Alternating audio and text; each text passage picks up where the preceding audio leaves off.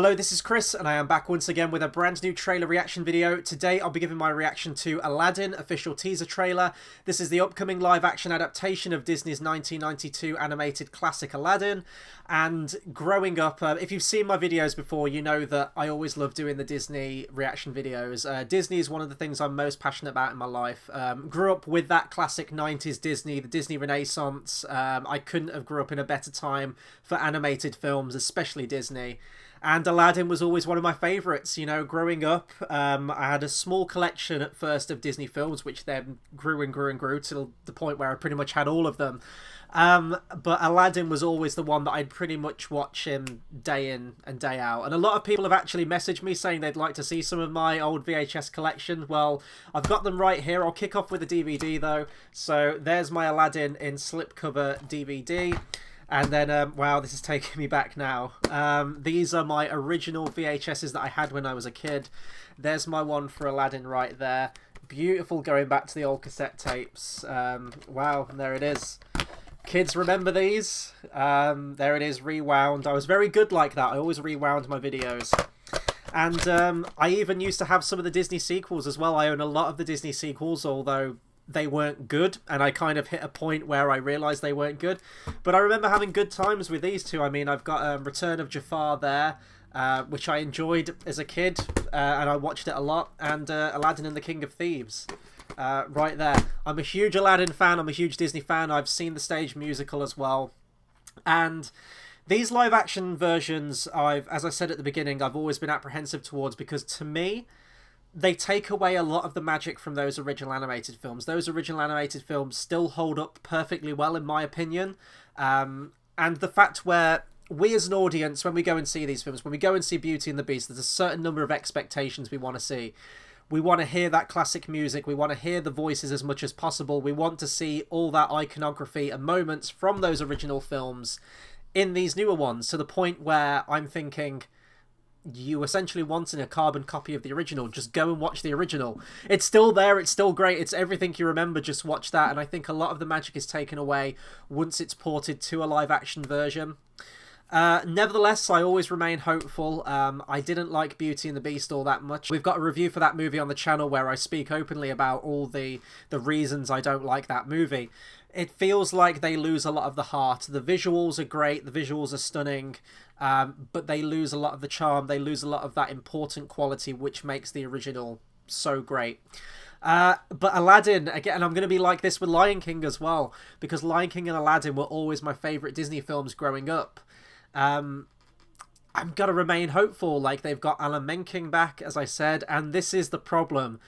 I'm getting attached to stuff that I'm already attached to, and they're just repeating it. It's an easy cash cow for Disney at this point. All they need to do is literally just take exactly the same movie, get some live action actors, add some CGI to it, and boom, there's your movie. Easy money. And this is going to make a hell of a lot of money. Lion King is going to make a lot of money, and of course anything they make after that. Mulan, Little Mermaid, I've heard, is on the horizon as well. They're going to make the big bucks. It's Disney after all.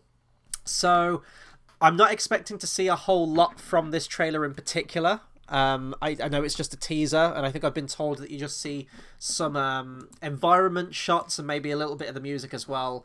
But with all that being said, I mean, I've talked long enough now. Let's just get to the trailer. The trailer's not all too long, and I'll talk more about it afterwards.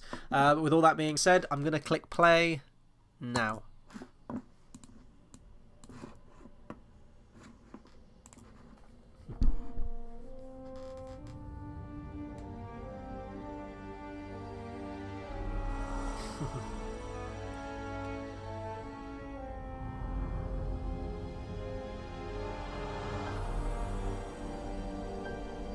Where it's flat and immense and the heat is intense.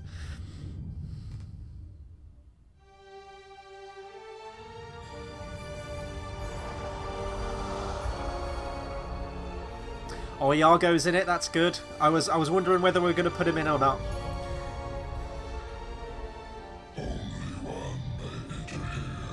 Frank Welker's back, nice.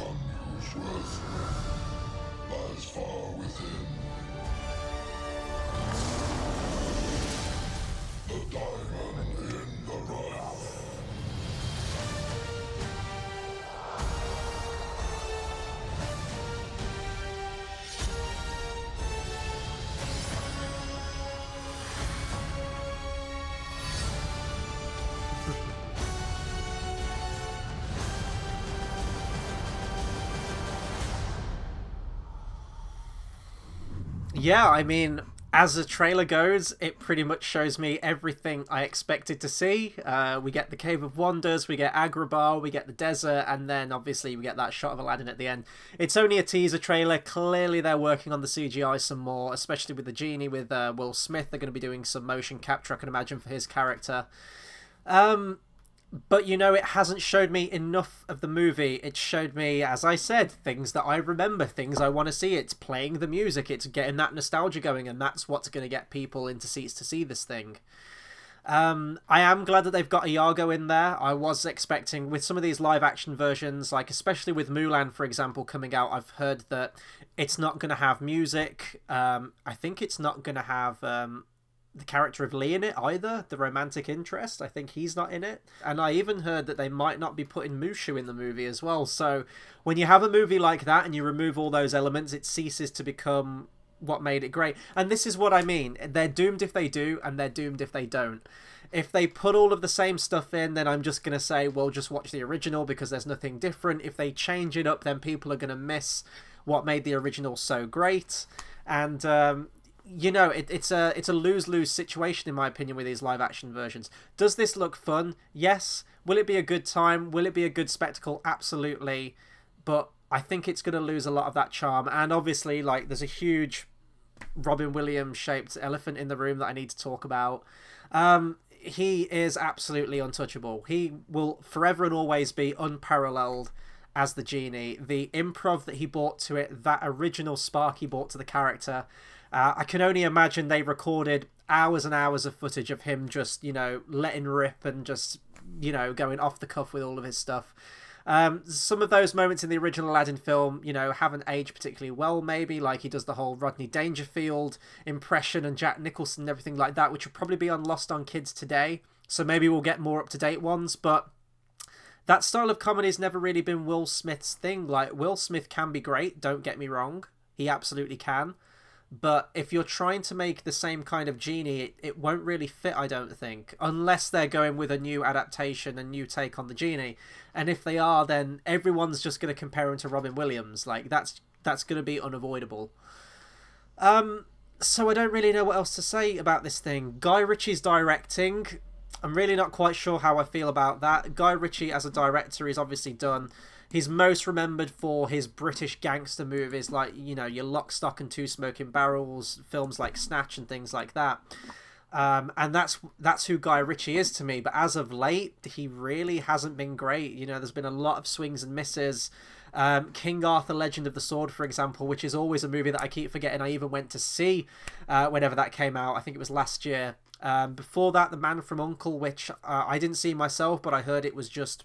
you know, it was fine, it was serviceable. And I wasn't a big fan of his Sherlock Holmes films either. I know they've got fans, though. So maybe he'll do Aladdin great. I can imagine the kind of street rat stuff where he's in the street and his, you know, his robbing and everything like that. I can imagine that visual, that Guy Ritchie visual style being applied to that. But in terms of a grand scope, big budget Disney movie, I'm not really sure. It could go either way.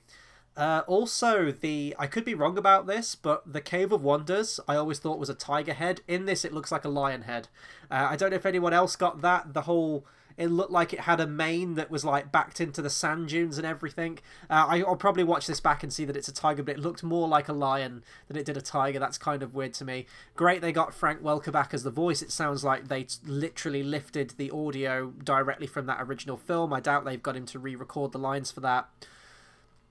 You know, I don't know what else to say. We're going to get all the songs. We're going to get all the same stuff. They'll probably add some more superfluous characters in there. Like I've seen, for example, there's a handmaiden character, apparently, to Princess Jasmine.